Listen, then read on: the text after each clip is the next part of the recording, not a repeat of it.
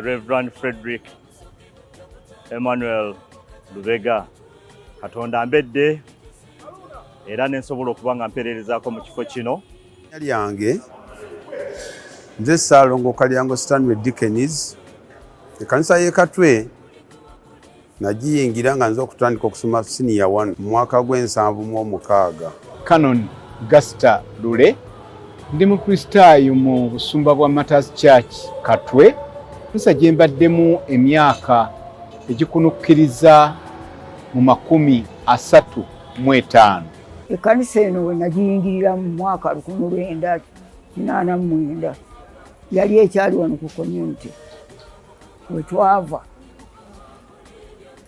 nga tuzimbye eri emmanga. Nayingira mu Martyrs Church Katwe mu 1989 mu mwezi gwa April nga 29. Omwami wange we yampasa Ssaalongo Stanley Kalyango. Natuukira mu Martyrs Church Katwe mwalimu abantu abakulu abanjagazisa okusinga ekkanisa eyo. Mulangira Nakibinge Kasozi, mwalimu mwami Sinabulya Mwanje, mwalimu omukulu gwe bayitanga Sam Mwanje. Nasangako Reverend Sekitoleko. Walingawo service bbiri, service ey'okumakya ne service ey'ennya. Waliwo okuyimba nga k'okusanyusa. Era abakristaayo baali si bangi nnyo nga kaakati. Nga tuzimba ekkanisa eno twakozesanga kkubo ery'ebika byaffe.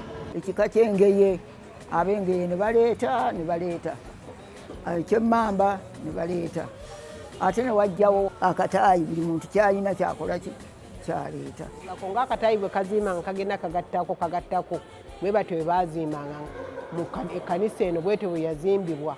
Era ssente bwe zaakuŋŋaananga eri nga bajja nga baziteekako nga bazimba. Naye kye naluzula kino twemba muzimba abantu abamu bava mu kkanisa abamu baagala birungi ekyo kimaze kuggwa, naye abo Mukama baalekawo bakola omulimu. Ate ekkanisa bwe yamala okuggwa abantu baayiika, ekkanisa neeyongera amaanyi. Twajja e Katwe Martyrs nze ne mukyala wange mu 2021. Biseera bwe nabeera omukubiriza nalaba nga erina ennyonta y'okubeera n'ekkwaya eziwera. Spirit choir nze nali chairman waayo, naye ffe twajja n'ennyimba ez'ebidongo.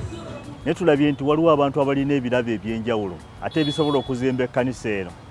Tubadde mu mpaka ez'enjawulo, tuwangudde ebikopo okuva ku mutendera ogw'obusumba, ogw'obusabadinkoni n'ogwa Buganda Region. Era kwaya ezo zitukoze bulungi, ziwangudde buli kiramu wano mu Buganda, ebikopo babireese. Kale twebaza Katonda. Weebiri n'ebikyuse weebiri. Naye nze sirema kwebaza olw'abo abaasooka abaakola omulimu gwali okusitema omusingi gw'ekkanisa yaffe eno. Omulimu gwali munene. Tugenda kuyingira ekkanisa yaffe nga eddaabiriziddwa. Naye ekkanisa eyo efaananira ddala ng'omuntu wano ayambala essaati enjeru. Kati nkubiriza abakristaayo nkyogera ng'owa mission. Ekkanisa yonna nga bw'eziddwa obujja, ffenna tuddizibwa obujja. Bagenda basasula ate abasasule musera kubanga ekitiibwa kya Katonda kirabise nga mukola ku kkanisa ya Katonda mu linnya lya Kitaffe n'Omwana n'Omwoyo Omutukuvu.